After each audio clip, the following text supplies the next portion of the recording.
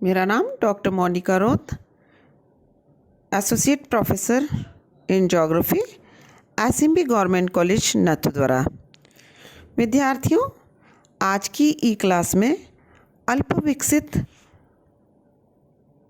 अर्थव्यवस्था का अर्थ एवं परिभाषा के बारे में चर्चा करेंगे।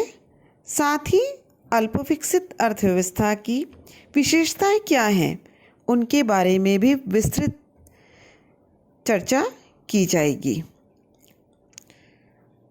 अल्पविकसित अर्थव्यवस्था, इसको हम विकासशील अर्थव्यवस्था के नाम से भी जानते हैं।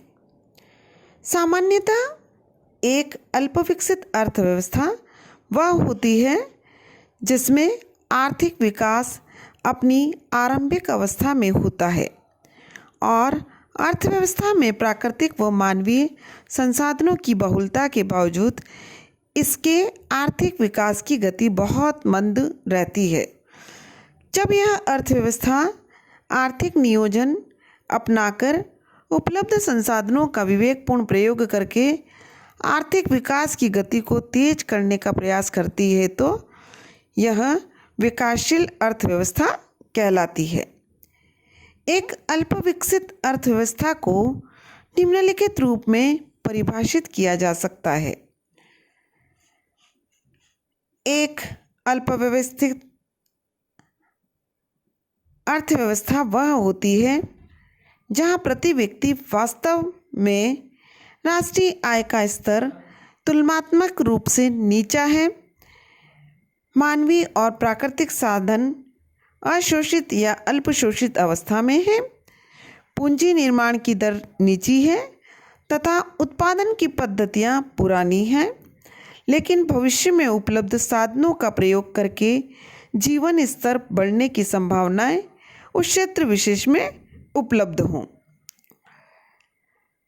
यूएन विशेषज्ञों की एक विस्तृत विज्ञप्ति के अनुसार अल्पविकसित देश वह हैं जिनकी प्रति व्यक्ति वास्तविक आय अमेरिका, कनाडा, ऑस्ट्रेलिया तथा पश्चिमी यूरोपीय देशों की प्रति व्यक्ति वास्तविक आय की तुलना में कम हो।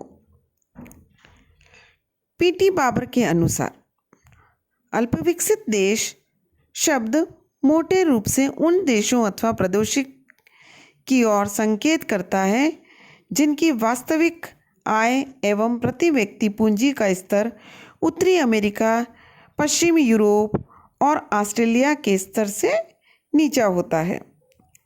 इसके साथ ही भारतीय योजना आयोग के अनुसार एक अल्पविकसित देश वह है जिसमें एक और अधिक या कम अंश से मानव शक्ति बेकार हो तथा दूसरी ओर प्राकृतिक साधनों का पूर्ण शोषण न हुआ हो। अब विद्यार्थियों, मैं आपको अल्पविकसित अर्थव्यवस्था की विशेषताएं क्या हैं उनके बारे में बताऊंगी। ये विशेषताएं प्रमुख रूप से निम्नलिखित हैं। प्रति व्यक्ति आय का निम्न स्तर। विकासशील देश आर्थिक दृष्टि से पिछड़े होते हैं। इन देशों में प्रति व्यक्ति आय विकसित देशों की तुलना में बहुत कम होती है। प्रति व्यक्ति आय के कम होने के कारण इन देशों के लोगों के रहन सहन का स्तर भी निम्न होता है। भोजन अपौष्टिक व अपर्याप्त होता है तथा शिक्षा, चिकित्सा व आवास सुविधाओं का अभाव बना रहता है। कृषि की प्रधानता। अधिकांश विकासशील देश कृषि प्रधान हैं।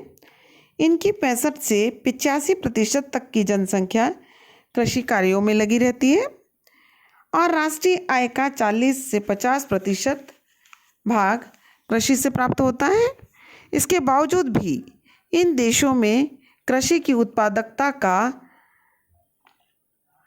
कम होना इस क्षेत्र विशेष के अंतर्गत आता है। पूंजी का अभाव। विकासशील देश प्राय पूंजी न्यून देश होते हैं। देशों में पूंजी की कमी दो प्रमुख कारणों से होती है। पहला, उत्पादकता का निम्न स्तर। दूसरा, ऊंची उपभोग प्रवृत्ति। इन देशों में पूंजी निर्माण की दर कम होती है, जिसके कारण प्रति व्यक्ति पूंजी की उपलब्धि घटती जाती है। आधारभूत सुविधाओं का अभाव। विकासशील देशों में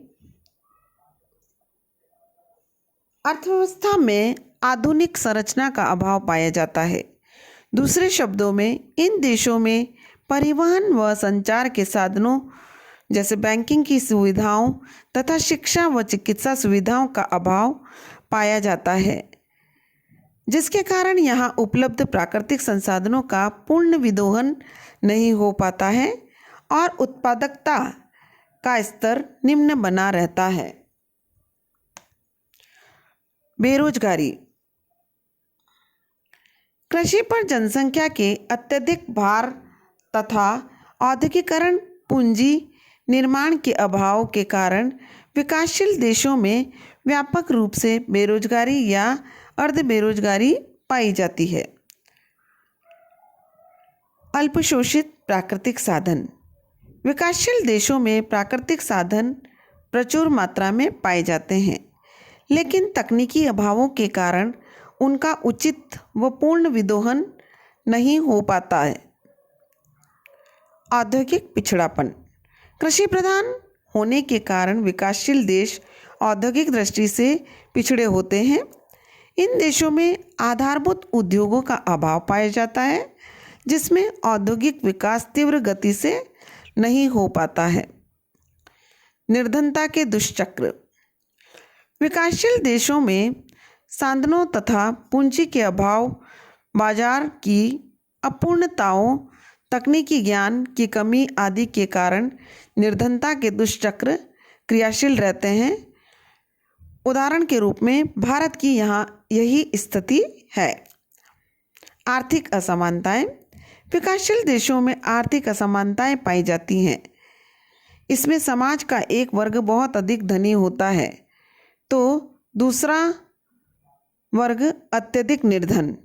आर्थिक विकास के साथ साथ ये असमानताएं बढ़ती जाती हैं। जनसंख्या की तीव्र वृद्धि। विकासशील देशों में जनसंख्या की वार्षिक वृद्धि की दर बहुत ऊंची होती है। इसका मुख्य कारण इन देशों में जन्म दर उच्च और मृत्यु दर का निम्न होना है। भारत में भी यही स्थिति है। आय, उत्पादकता, पूंजी निर्माण, बचत व विनियोग आदि के निम्न स्तर के कारण विकासशील देश अर्थव्यवस्थाओं के आर्थिक विकास की गति धीमी रहती है, जिसके कारण अर्थव्यवस्थाएं गरीबी के दुष्चक्र से बाहर नहीं निकल पाती हैं। अतः आर्थिक विकास की गति को तेज करने के लिए इन्हें इन दुष्चक्रों को तोड़ना होगा, अन्यथा ये गरीबी की और बेरोजगारी के दुष्चक्रों में ही फंसे रह जाएंगे। आज की क्लास में विद्यार्थियों इतना